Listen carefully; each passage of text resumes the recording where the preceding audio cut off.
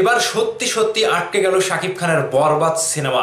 Sensor বোর্ডের যত কুচক্রী মহল রয়েছে, সেন্সর বোর্ডে কয়েকটা কুত্তা রয়েছে, সেন্সর বোর্ডে কয়েকটা বান্দর রয়েছে, প্রত্যেকজনই উঠে পড়ে লেগেছে শাকিব খানের বরবাদ সিনেমাটিকে আটকে দেওয়ার জন্য। ভাইবাদার্স পুরাই হতাশ। সাকিবিয়ানরা যে আন্দোলনের ডাক দিয়েছিলেন, আপনারা আন্দোলন শুরু করেন। আগামীকাল থেকে সেন্সর বোর্ড থাকবে না। সেন্সর বোর্ডে যত সদস্য রয়েছে প্রত্যেকটা সদস্যকে জবাব দিতে হবে এই বরবাদ সিনেমাটি কেন বা এভাবে আটকে দেওয়ার একটা প্ল্যান করছে। তারা কি পেয়েছে? বরবাদ সিনেমাটিকে আটকে দিয়ে তারা কি বোঝাতে চাইলো?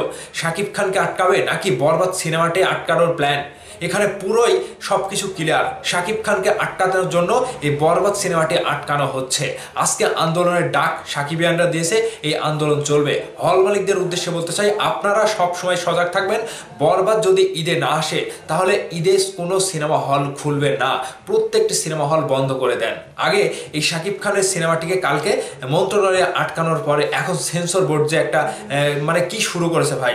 এই সেন্সর বোর্ডে যে কয়েকজন সদস্য রয়েছে, বিশেষ করে আমার মনে হচ্ছে কাজী হায়াত, এই মানুষটা এত বড় খারাপ আমি ভাবতে পেরেছিলাম না।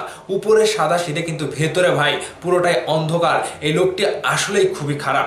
সেন্সর বোর্ডে যে কয়েকজন সদস্য রয়েছে প্রত্যেকজনই দালাল, প্রত্যেকজনই তাদের ভেতরে দালালিপূর্ণ অভ্যাসটা ছাড়তে পারেনি। আমার কথা হচ্ছে এই সিনেমাটি শুরু থেকেই যেভাবে বলা হয়েছিল একটা ভায়োলেন্স সম্পূর্ণ সিনেমা। বাংলাদেশের মানুষ কি ভায়োলেন্স সিনেমা দেখে না? বাংলাদেশের মানুষ কি ঘরে বসে এ সকল অ্যাকশন, এ সকল রক্তাক্ত এ সকল সিনেমা দেখে না? তাহলে সেন্সর বোর্ড থেকে সেন্সর সার্টিফিকেশন যে সার্টিফিকেট দেওয়া হয়, তাহলে এই সার্টিফিকেট দেওয়ার জন্য সেন্সর বোর্ডে এই সিনেমা কাটছাট করা হবে কেন?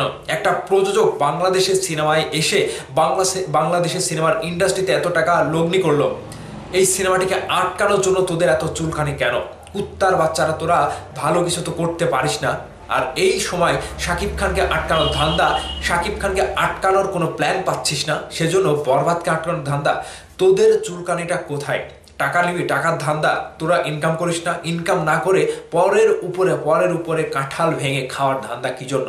সাকিবিয়ানরা যে আন্দোলন করেছিলেন, আমি চাই প্রত্যেকটা সাকিবিয়ান আগামীকাল থেকে এমন আন্দোলন শুরু করবেন, বরবাদ যদি আটকে দেওয়া হয় কিংবা বরবাদ যদি আনকাট সেন্সর ছাড়পত্র দেওয়া না হয়, তাহলে ভাই কোনো সিনেমা হল চলবে না। এটা সময়ের দাবি, এটা আন্দোলনের ডাক দিয়ে প্রত্যেকটা সাকিবিয়ান দেখিয়ে দিতে চাই যে শাকিব খান ছাড়া ঈদে কোনো সিনেমা চলবে না।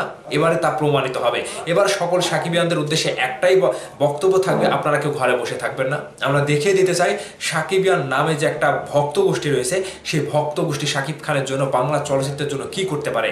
যেই লোকটা চলচ্চিত্রের জন্য একেবারে দিন রাত পরিশ্রম করে নিজের আরাম আয়েশ ত্যাগ করে সিনেমাতে কাজ করে যাচ্ছে, ইন্ডাস্ট্রিকে চালু রেখেছে, সেই লোকটিকে আটকাতে হবে? তোদের এতটাই নির্লজ্জ তোরা!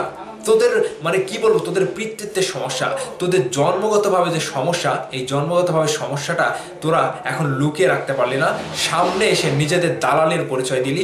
আপনাদের উদ্দেশ্যের দর্শক, আমরা তো এই যে সেন্সর বোর্ডের যারা সদস্য রয়েছে, এদের কি ভেতরে একটু মানে ইন্ডাস্ট্রির প্রতি কোনো মায়া দেওয়া নাই?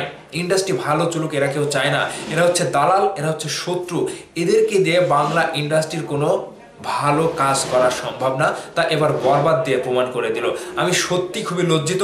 এদেরকে মুখে থু দিতে হবে, এদেরকে মুখে থুতু দেওয়া ছাড়ার কোনো উপায় নাই। পরিচালক প্রযোজক কিভাবে এই বরবাদ সিনেমাটি মুম্বাই গিয়ে শুটিং করলো, কত টাকা লগ্নি করলো, আর তোদের মনে হচ্ছে চুলকানিটা লেগেই থাকে।